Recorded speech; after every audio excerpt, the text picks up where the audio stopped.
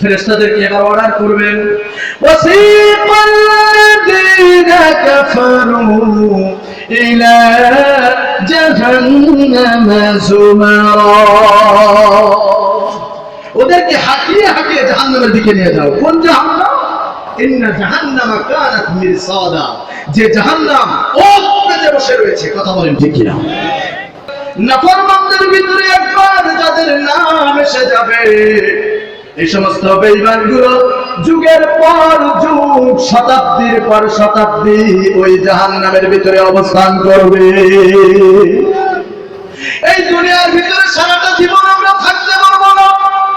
অনেকেই নানান রকম স্বপ্ন দেখেছি, আমি একটা বাড়ি করব, গাড়ি করব, আমি এতদিন ধরে এই কাজটি করব, আমি নতুন করে ক্ষমতায় আসার পায়তারা করতেছি। আমার বন্ধুগণ, এই মুহূর্তে যদি আপনার প্রাণবায়ু চলে যায়, আপনার এই স্বপ্নগুলো সব দুঃস্বপ্নে পরিণত হয়ে যাবে। খাও দাও ফুর্তি করো, দুনিয়াটা মস্ত বড়, দুনিয়া কা মজা লে লো, দুনিয়া তোমারি है। শয়তানের মতবাদ অনুযায়ী যদি আপনার জীবনটাকে পরিচালনা করেন, দুনিয়াও শেষ, আখিরাতও শেষ। খাসিরাত দুনিয়া ওয়াল আখিরা, দিনও গেল, দুনিয়াও গেল, আমও গেল, সালাও গেল। এই দুনিয়ার জীবনে আপনি আল্লাহর বিধানকে বাদ রেখে কি করেছেন?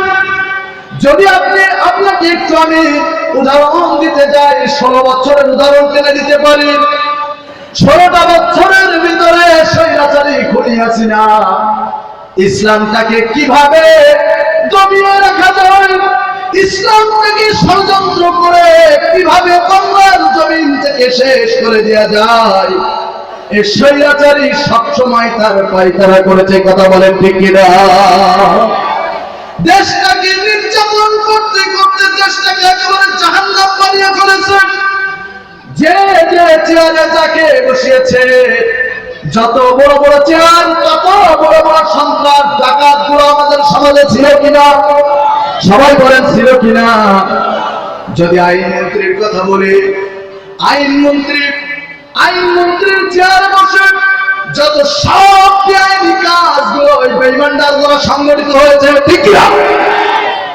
শিক্ষামন্ত্রীর চেয়ারে বসে আরাক নাস্তিক, সে ইসলামটাকে কিভাবে ধূলিসাৎ করে দেওয়া যায়, ইসলামটাকে কিভাবে কালিমা লেপন করা যায়, সব সময় তার পায়তারা করেছে, ঠিক কিনা?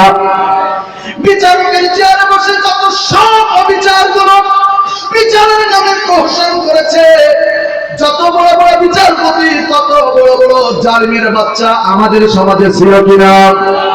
বিচারপতি মানিকের কথা কি আপনাদের মনে আছে? আল্লামা সাঈদীর কথা একবারে সহ্য করতে পারতো না।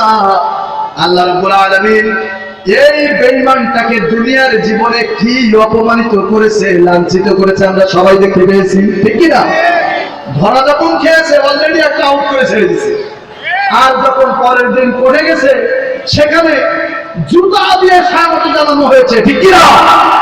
একজন প্রধান বিচারপতি পচা ডিম দিয়ে তাকে স্বাগত জানানো হয়েছে।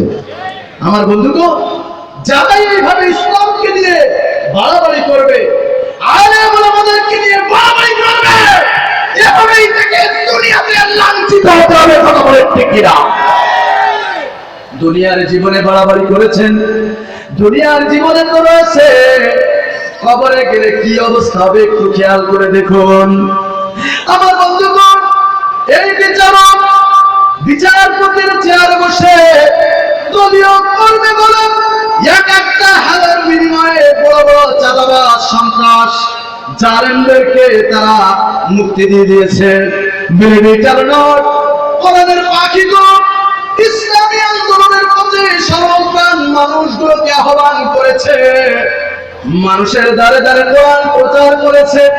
সেই সমস্ত সোনার পাখি মাওলানা মতিউর রহমান নিজামী, আলী আহসান মুহাম্মদ মুজাহিদিন, বীর কাসেম আলী, কামারুজ্জামান আলী আহসান মুহাম্মদ মুজাহিদ, এই সমস্ত কোরআনের দাঁড়িদেরকে জালিমের বাচ্চারা নানান রকম মিথ্যা মামলার গুলো দিয়ে জেল জুলুম এমনকি ফাঁসির দড়িতে পর্যন্ত ঝুলিয়েছে। কথা বলেন ঠিক কিনা?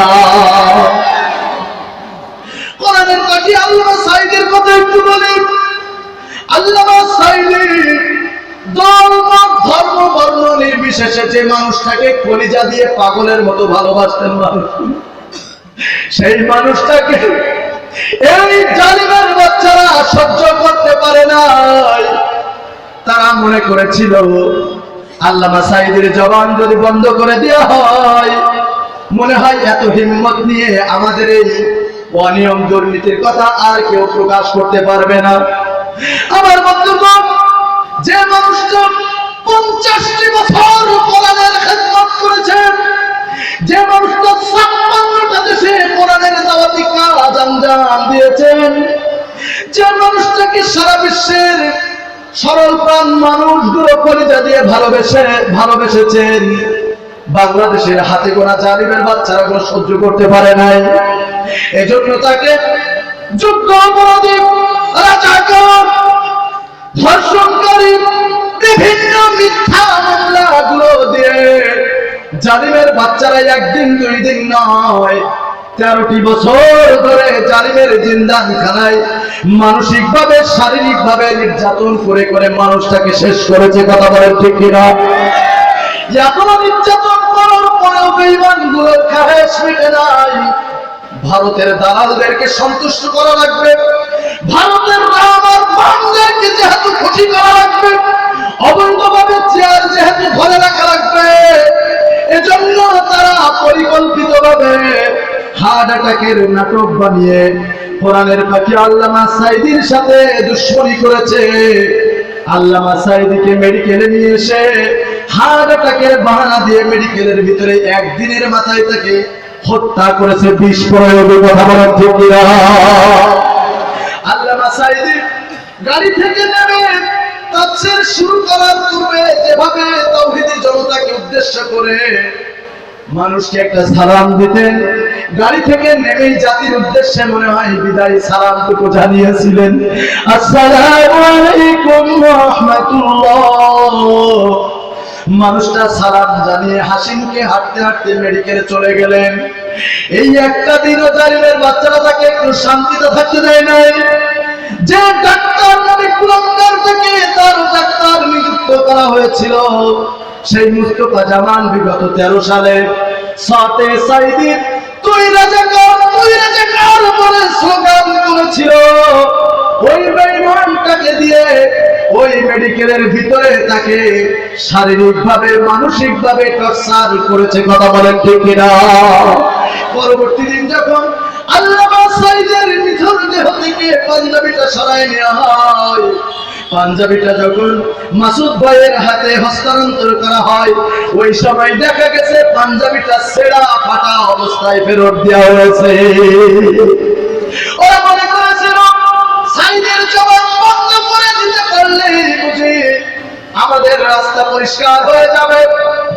আল্লামা সাঈদী ভারতকে উদ্দেশ্য করে বলেছিল, ভারত তোমার সৈন্য বেশি থাকতে পারে, তোমার গোলা বারুদ বেশি থাকতে পারে, তোমার ভূখণ্ড বড় হতে পারে, তোমাদের চাইতেও বড় একটা জিনিস আমাদের রয়েছে, সেই জিনিসটার নাম কি? ও আমার বন্ধুগণ, এইভাবে যখন বাতিলদের মনে আগুন ধরিয়ে দিয়েছে, কম্পন সৃষ্টি করে দিয়েছে, তারা টার্গেট করেছে আল্লামা সাঈদীকে পরিকল্পিতভাবে দুনিয়ার জীবন থেকে বিদায় করে দেবে। এই জন্য তারা হাসপাতালে নিয়ে এসে বিষ প্রয়োগের মাধ্যমে দুনিয়ার জীবনটাকে মানুষ থেকে জনমের মতো বিদায় করে দিয়েছে। আমার বন্ধুগণ, কসম খোদা, ইয়া সাঈদীর শাহাদাতের বিনিময়, ইয়া সাঈদীর আত্মত্যাগে আল্লাহ রাব্বুল আলামিন বাংলার ঘরে ঘরে সাঈদীর উত্তরসূরিগুলো সব পয়দা করে দিয়েছে। কথা বলেন ঠিক কিনা? এইভাবে কোরআনের কর্মীরা হাজার বার শহীদ হতে পারে, হাজারটা নির্যাতন করেও তাদের দমিয়ে রাখতে পারবে না। কোরআনের পাখিদের কাজ হলো কোরআনের কথাগুলো বিশ্বময় প্রচার করে দেওয়া। কথা বলেন ঠিক কিনা? জামাতের কর্মীরা সারা পৃথিবীতে কালেমার দাওয়াত দিয়ে যাবে। কোরআনের কর্মীরা সারা পৃথিবীতে কালেমার দাওয়াত দিয়ে যাবে। কোরআনের আলোকে সমাজ বিনির্মাণে, কোরআনের আলোকে সমাজ বিনির্মাণে হাজার জুলুম বাধা উতরে যাবে। জামাতের কর্মীরা সারা পৃথিবীতে কালেমার দাওয়াত দিয়ে যাবে। জামাতের কর্মীরা সারা পৃথিবীতে কালেমার দাওয়াত দিয়ে যাবে। যাদের আদর্শে নবীজি চেতনা ইসলাম, শান্তি করবে যারা শপথ নিল, যারা দিন রাত ময়দানে খেতে যায় নির্ভীক, প্রভু নামে যারা জীবন দিল, মাজলুম অসহায় মানবতার ডাকে সবার আগে দেখো তাদের পাবে। ঠিক না? জামাতের কর্মীরা সারা পৃথিবীতে কালেমার দাওয়াত দিয়ে যাবে। ভয় ভীতি কারাগার ফাঁসির মঞ্চে তুলে একটু ভাবেনি যারা জীবন দিতে। ভয় ভীতি কারাগার ফাঁসির মঞ্চে তুলে একটু ভাবেনি যারা জীবন নিতে। তারা জানে না তো শাহাদাত আমিও সুধা, কোটি প্রাণ পিপাসিত জীবন দিতে, কোটি প্রাণ পিপাসিত জীবন দিতে। তারা আল্লাহর জমিনে আল্লাহর দিন ছাড়া মন গড়ার বিধান মানে না। মানে কি? বাতিলের মানে বিধান বাংলাদেশ জামাত ইসলামী মানে না। আমার বন্ধুগণ, তারা যত জুলুম আর নির্যাতন আমাদের পরে করেছে না কেন, বাংলাদেশ জামাত ইসলামীর কর্মীগণ জীবন দিয়েছে, ইসলাম থেকে সরে যায় নাই। কথা বলেন ঠিক কিনা? আমার এই ছোট্ট জীবনের কথা আপনাদেরকে বলতে চাই। আমার এই ছোট্ট জীবনে আমাকে ৯টি মামলা এখনো পর্যন্ত হাজিরা দিতে হচ্ছে। আমার বন্ধুগণ, গত রমজানের পরে আমার 4টা দেশের ভিতরে 14 দিন ব্যাপী কনফারেন্স ছিল। সেই কনফারেন্স শেষ করে আমি যেদিন বিমানবন্দরে চলে আসি, বিমানবন্দরে আসা মাত্রই আমি অ্যারেস্ট হয়ে যাই। অ্যারেস্ট হওয়ার পরে 32টা দিন জালিমের জিন্দানখানার ভিতরে ছিলাম। একদিন আমাকে ডিবি কার্যালয়ে নেওয়া হয়েছিল।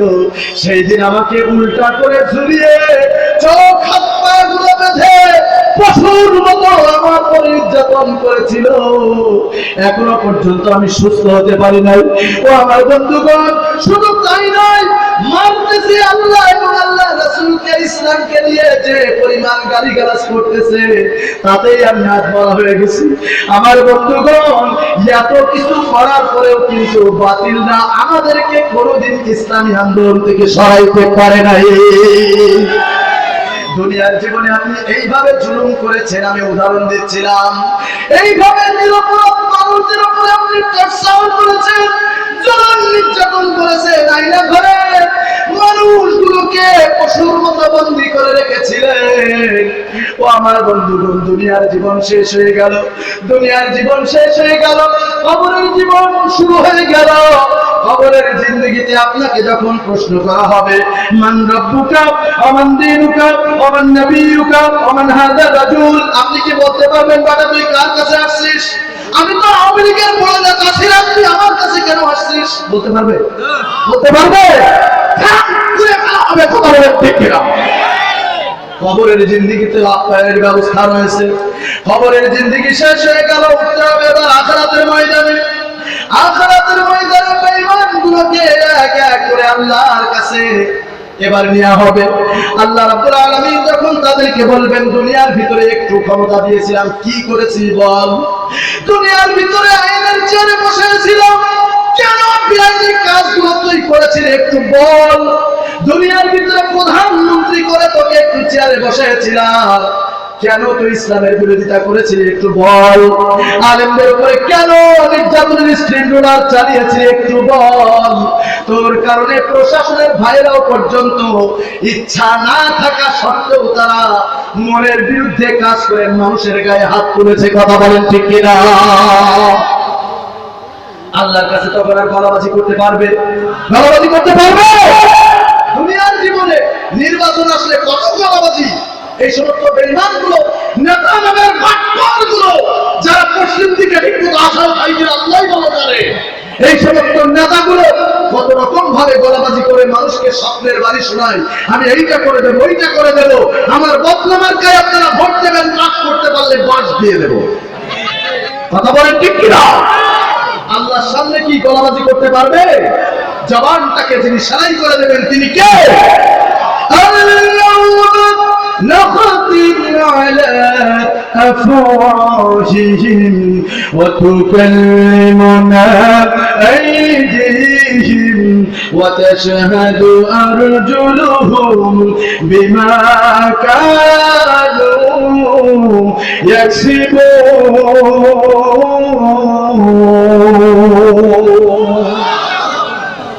আল্লাহ রাব্বুল আলামিন যখন তাদের জবানটা বন্ধ করে দেবেন, তাদের বন্ধ করে দেওয়ার পরে হাত কথা বলবে, ওয়াতাশহাদু আরজুলুহুম পাও সাক্ষ্য দেবে। এইভাবে আপনার আমার অঙ্গ প্রত্যঙ্গ গুলো, আপনার আমার কর্মকাণ্ড গুলো আল্লাহ তাআলার কাছে সব তুলে ধরবে। উপায় থাকবে ভাই? উপায় থাকবে না। ওই সময় এবার বেঈমানগুলো লিত্তাযিনা মাআবা, যারা কোরআনের বিরোধিতা করেছে, নাফরমানি করেছে, ইসলামী আন্দোলনের বিরোধিতা করেছে, এই সমস্ত বেঈমানগুলো এবার সেদিন আফসোস করবে। আফসোস করবে আর বলবে, মা আগনা আন্নী মালিয়া। দুনিয়ার ভিতরে দুর্নীতি করে অর্থ সম্পদের পাহাড় বানিয়েছিলাম, দুনিয়ার ভিতরে টাকা পয়সার পাহাড় বানিয়েছিলাম, মা আগনা আন্নী মালিয়া। আহারে, আজকের এই দুর্দিনে, এই কঠিন মুহূর্তে আমার টাকা পয়সা কাজে লাগলো না। শুধু তাই নয়, যারা নেতা কিসিমের লোক তারাও এবার আফসোস করবে। কি আফসোস করবে? হালাকা আন্নী সুলতানিয়া। ভাই সমস্যা নাকি আপনাদের? বন্ধ করে দেব? বুঝছেন কেন? অনেক সময় লেট হয়ে গেছে, চলবে নাকি? আলহামদুলিল্লাহ বলেন আলহামদুলিল্লাহ। নেতা নামের বাটপার গুলো সেদিন এবার আফসোস করবে আর বলবে, হালাকা আন্নী সুলতানিয়া। দুনিয়ার ভিতরে প্রধানমন্ত্রী ছিলাম, দুনিয়ার ভিতরে এমপি ছিলাম, মন্ত্রী ছিলাম, চেয়ারম্যান ছিলাম, মেম্বার ছিলাম, এলাকার তথাকথিত একটা নেতা নামের বাটপার ছিলাম। আর কত ক্ষমতা ছিল আমার, যে ক্ষমতার কারণে যখন যেটা মন চেয়েছে সেটাই করেছি। নিরপরাধ একটা নিরীহ মানুষ পাঞ্জাবি গায়ে দিয়ে মসজিদে নামাজ পড়তে যাচ্ছে, তাকে জামাতের ট্যাগ লাগিয়ে জেলের ভিতরে আটকে দিয়েছি। কথা বলেন ঠিক কিনা? কোরআনের মাহফিল গুলো হয়েছে, নানান রকম সুকৌশলে ক্ষমতা প্রয়োগ করে কোরআনের মাহফিল গুলোকে বন্ধ করে দিয়েছি। এমন নেতা নামের শয়তান গুলো আছে না নাই? আমার বন্ধুগণ, সেদিন তারা আফসোস করবে আর বলবে, হালাকা আন্নী সুলতানিয়া। হালাকা আন্নী সুলতানিয়া। দুনিয়ার ভিতরে প্রধানমন্ত্রী ছিলাম, দুনিয়ার ভিতরে মেয়র ছিলাম, এমপি ছিলাম, চেয়ারম্যান, মেম্বার ছিলাম, এত ক্ষমতা ছিল। আরে আজকের এই কঠিন মুহূর্তে আমার কোনো ক্ষমতা কাজে লাগলো না, কোনো ক্ষমতা কাজে লাগলো। এইভাবে যারা বারবার আফসোস করতে থাকবে, আল্লাহ রাব্বুল আলামিন ওই সময় ফেরেশতা ফেরেশতাদেরকে এবার অর্ডার করবেন, খুযূহু ফাগুল্লুহু সুম্মাল জাহিমা সাল্লুহু। খুযূহু ফাগুল্লুহু, ওদেরকে ধরো, ওদেরকে গ্রেফতার করো, যেমনি ভাবে দুনিয়ার জীবনে আমাদেরকে নিরপরাধ ভাবে গ্রেফতার করেছিল। কথা বলে ঠিক কিনা?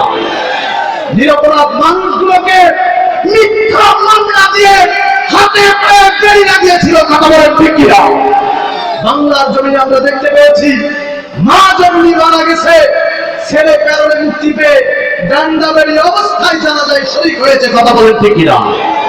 আল্লাহ তাআলা বলবে খুযূহু ফাগুল্লুহু, ওদেরকে ধরো, ওদেরকে পাকড়াও, ওদেরকে গ্রেফতার করো, ওদেরকে বেড়ি লাগাও। সুম্মা ফি সিলসিলাতিন সাবউহা যিরাআন ফাসলুকু, 70 গজ লোহার শেকল দিয়ে ওদেরকে বেঁধে, দুনিয়ার জীবনে তোরা 2 হাতি বেড়ি ব্যবহার করেছে। আল্লাহ রাব্বুল আলামিন বলেন ওদেরকে আজকে 2 হাতি বেড়ি নয়, 70 গজ লোহার বেড়ি দিয়ে ওদেরকে বেঁধে ফেলে সুম্মাল জাহিমা সাল্লুহু, ওদেরকে জাহান্নামের ভিতরে নিক্ষেপ করো। আল্লাহু আকবার। আমার বন্ধুগণ, কাদেরকে? লিত্তাগীরা মাআবা, যারা কোরআনের বিরোধিতা করেছে, ইসলামী আন্দোলনের বিরোধিতা করেছে, যারা বলে রাজনীতির সাথে কোরআনের সম্পর্ক নাই, এই সমস্ত বেঈমান আর কাফেরগুলো এরকম ব্যবস্থা যিনি করবেন তিনি কে? ফেরেশতাদেরকে এবার অর্ডার করবেন, ওয়াসিকাল্লাযীনা কাফারু ইলা জাহান্নামা যুমারা, ওদেরকে হাঁটিয়ে হাঁটিয়ে জাহান্নামের দিকে নিয়ে যাও। কোন জাহান্নাম? ইন্না জাহান্নামা কানাত মিরসাদা, যে জাহান্নাম ওত পেতে বসে রয়েছে। কথা বলেন ঠিক কিনা? জাহান্নামের দিকে নিয়ে যাওয়া হবে। ওই যে জাহান্নাম, ওই জাহান্নামের দিকে যখন নিয়ে যাওয়া হবে, তাকাদু তামাইয়াজু মিনাল গায়ব,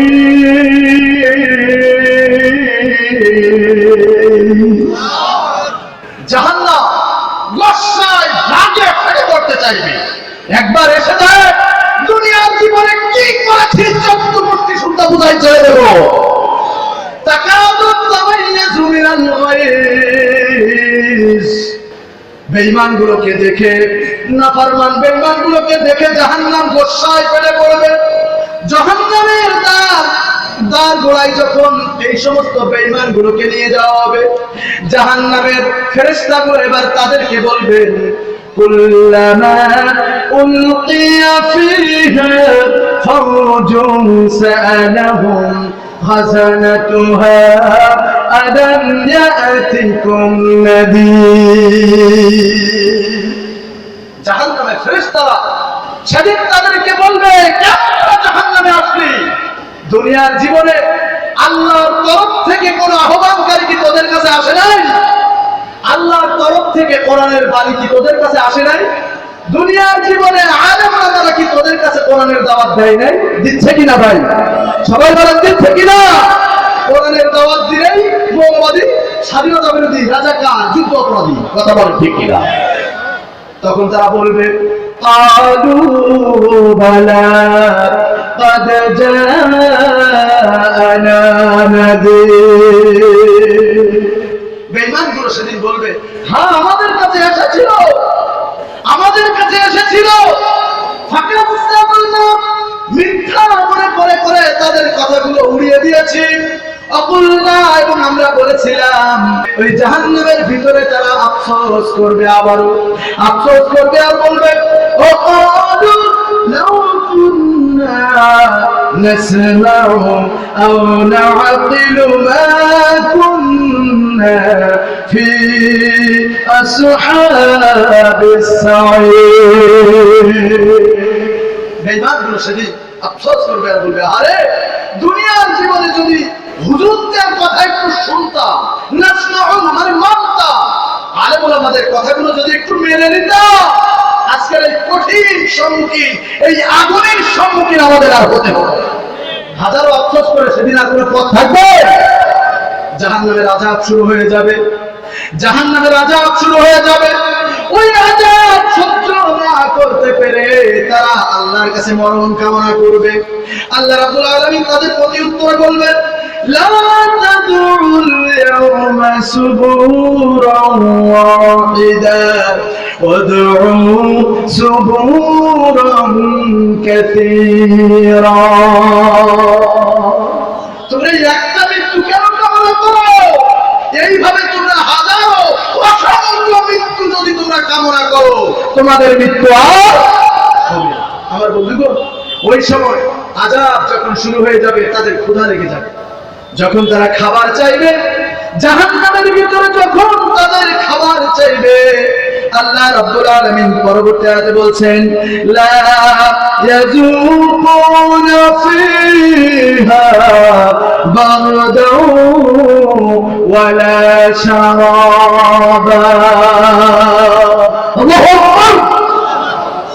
জাহান্নামে যখন তারা খাবার চাইবে, আল্লাহ রাব্বুল আলামিন বলেন, তখন তাদের কপালে, তাদের কিসমতে ঠান্ডা সুপেয় কোনো পানি, ভালো মানের কোন খাবার তাদের কপালে জুটবে না। আমার বন্ধুগণ, দুনিয়ার ভিতরে এদিনের মান নষ্ট করেছে, নিরপরাধ মানুষের জমি টাকা পয়সা ফাঁকি দিয়ে নিয়েছে, যখন যেটা মন চেয়েছে সেটাই করেছে। কাল কিয়ামতে যখন বেঈমান ফয়সালা হয়ে যাবে, কিয়ামতের ময়দান থেকে ফয়সালা নেওয়ার পরে জাহান্নামের ভিতরে যখন তারা একটু খাবারের আশা করবে, আল্লাহ রাব্বুল আলামিন বলেন, লা ইয়াযুকুনা ফিহা বারদাও ওয়ালা শারাবা। তাদের কপালে ওই দিন সুপেয় ঠান্ডা কোনো পানি, ভালো মানের কোনো খাবার জুটবে না। তাদের ক্ষুধার্তকে আরো জাগিয়ে তোলার জন্য, ক্ষুধাটাকে আরো বাড়িয়ে, যন্ত্রণাটাকে আরো বাড়িয়ে দেওয়ার জন্য আল্লাহ রাব্বুল আলামিন ওই সময় তাদের সামনে জান্নাতি ভাইদেরকে তুলে ধরবেন। সুবহানাল্লাহ। জান্নাতি ভাইদেরকে দেখে তারা বলবে, আরে দুনিয়ার জীবনে যাদেরকে আমরা মিথ্যা মামলাগুলো দিয়ে জেলের ভিতরে ঢুকিয়েছিলাম, দুনিয়ার ভিতরে যাদেরকে নিরপরাধ ভাবে ফাঁসির কাছে ঝুলিয়েছিলাম, আরে আজকের সেই মানুষগুলোই তো জান্নাতের ভিতরে দেখা যায়। সুবহানাল্লাহ। একজন মুমিন যখন আল্লাহর জন্য তার জীবনটাকে উৎসর্গ করে দেয়, তখন তার শাহাদাতের সেই হিসাবটা তিনি কবুল করে নেন। তিনি কে? সেদিন জাহান্নামীরা এই সমস্ত মানুষগুলোকে দেখে অতি আশা নিয়ে তখন নির্লজ্জের মতো, বেশরমের মতো তাদের দিকে চেয়ে দেখবে আর বলবে, ونادى أصحاب النار أصحاب الجنة أن أفيدوا علينا من الماء أو مما رزقكم الله. الله أكبر. জাহান্নামীরা নির্লজ্জের মতো জান্নাতি ভাইদেরকে উদ্দেশ্য করে বলবে, ও জান্নাতি ভাইরা, ক্ষুধার তাড়নায় মরে গেল, পিপাসার যন্ত্রণায় মরে গেলাম, আল্লাহ রাব্বুল আলামিন তোমাদেরকে জাস্ট নাজ এবং নিয়ামত দিয়েছেন, খাদ্য এবং পানীয় দিয়েছেন, সেই খাদ্য থেকে এক টুকরা খাবার, সেই পানি থেকে এক ঢোক পানি আমাদের দিকে একটু ছুঁড়ে মারো, অন্তত একটু খেয়ে বাঁচি, আমরা তো আর আযাব সহ্য করতে পারি না। তখন আল্লাহ রাব্বুল আলামিনের তরফ থেকে তাদের উদ্দেশ্য করে বলা হবে, ইন্নাল্লাহা হাল্লাহুমা আলাল কাফিরিন। ও জাহান্নামীরা, দুনিয়ার ভিতরে যা মন চেয়েছে তাই করেছো, আজকের এই জান্নাতের খাদ্য এবং পানীয়, নাজ এবং নিয়ামত তোমাদের জন্য সব হারাম করা হয়েছে। আল্লাহু আকবার। ওই সময় যখন তারা সহ্য করতে পারবে না, খাবারের যন্ত্রণায় ছটফট করবে, প্রাণবায়ু বের হয়ে যেতে চাইবে, সুম্মা লা ইয়ামুতু ফিহা ওয়া লা ইয়াহইয়া, সেদিন তারা মরবেও না আবার বাঁচবেও না। এই অবস্থায় যখন তারা একেবারে সহ্য করতেই পারবে না, আল্লাহ রাব্বুল আলামিন তাদের জন্য বরাদ্দ রেখেছেন ইল্লা হামিমান ওয়া গাসসাকা। ক্ষতের ফলন, পুঁজ, রক্ত এইগুলোই তাদের খাবার হিসাবে দেওয়া হবে। নাউযুবিল্লাহ। এইগুলো কি খাইতে পারবেন? খাইতে পারবে? তাহলে এখন সময় রয়েছে আমাদের বিবেকটাকে কাজে লাগিয়ে কোন পথে চললে জান্নাতটা আমাদের জন্য সহজ হয়, জাহান্নামটা থেকে আল্লাহ তাআলা আমাদেরকে রক্ষা করেন, মুক্তি দেন, সেই কাজ এখন থেকে আমাদের তৈরি করার দরকার আছে না নাই? সবাই বলেন আছে না নাই? আপনি নামাজ, রোজা, দান, সদকা সব কিছু করেন, নেতা হিসাবে বাটপারকে সমর্থন জানান, আপনার এই নামাজ রোজা কি কোনো কাজে লাগবে? আরে আপনার থেকেও তো বড় নামাজি, বড় পরেশগার ব্যক্তি ছিল আব্দুল্লাহ বিন উবাই। সে আপনার চাইতেও বেশি নামাজ পড়েছে, মানব সেবামূলক কর্মকাণ্ডগুলো করেছে, তাসবিহ, তাহলিল, জিকির, আজকার, দান, সদকা আপনার থেকে সে কমে ছিল না। বিশ্বনবীর পিছনে সবথেকে যে মানুষগুলো বেশি নামাজ আদায় করেছে তার ভিতরে নাম্বার 1 ছিল আব্দুল্লাহ বিন উবাই। এই আব্দুল্লাহ বিন উবাই এত ভালো কাজ করার পরেও কেন মুনাফিকদের সর্দার হলো? তার একটাই বদ অভ্যাস ছিল, সেই অভ্যাসটা হলো নামাজ, রোজা, দান, সদকা, জিকির, আজকার সব ঠিকঠাক ছিল, নেতা হিসাবে বিশ্বনবীকে মানতে পারে নাই, নেতা হিসাবে বিশ্বনবীর আদর্শটাকে গ্রহণ করতে পারে নাই, নেতা হিসাবে গ্রহণ করছিল তাদের যারা কোরআনের বিরোধিতা করত, ইসলামী আন্দোলনের বিরোধিতা করত। ঠিক কিনা আমার বন্ধুগণ?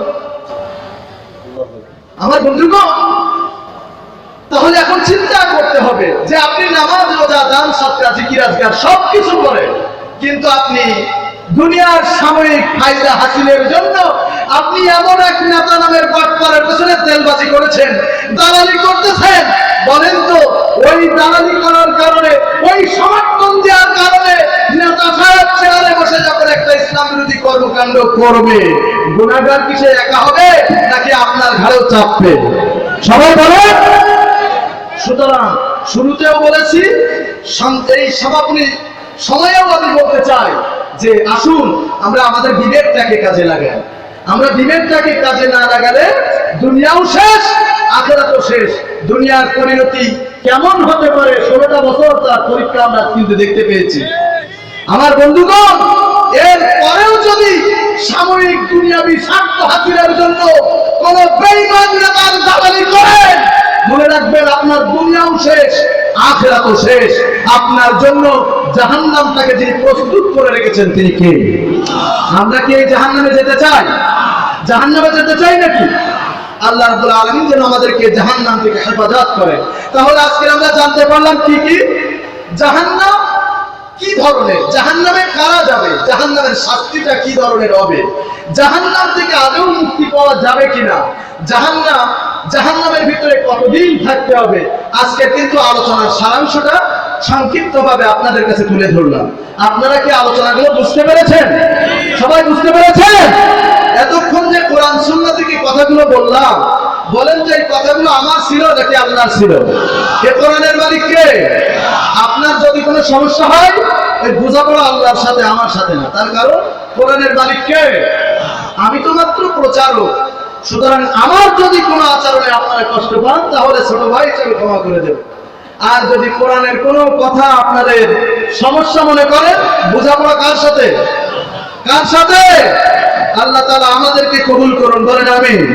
আল্লাহ তাআলা আমাদেরকে যেন কোরআন সুন্নাহর কথাগুলো বাস্তব জীবনে আমল করার তৌফিক দান করেন, বলেন আমিন। আরো জোরে বলুন আল্লাহুম্মা আমিন। আল্লাহ যেন আমাদের এতদিনের যত পাপ সবগুলো যেন আজকের এই মাহফিলের বিনিময়ে আল্লাহ তাআলা যেন কবুল করেন, সব ক্ষমা করে দেন, বলেন আমিন। আল্লাহ যেন আমাদের শিরক বিদআত সমস্ত গুনাহ মাফ করে দেন, বলেন আমিন। আরো জোরে বলুন আল্লাহুম্মা আমিন। ওয়া আখিরু দাওয়ানা আলহামদুলিল্লাহি রাব্বিল আলামিন। সুবহানাক আল্লাহুম্মা বিহামদিকা আশহাদু আন লা ইলাহা ইল্লা আনতা আস্তাগফিরুকা ওয়া আতুবু ইলাইক।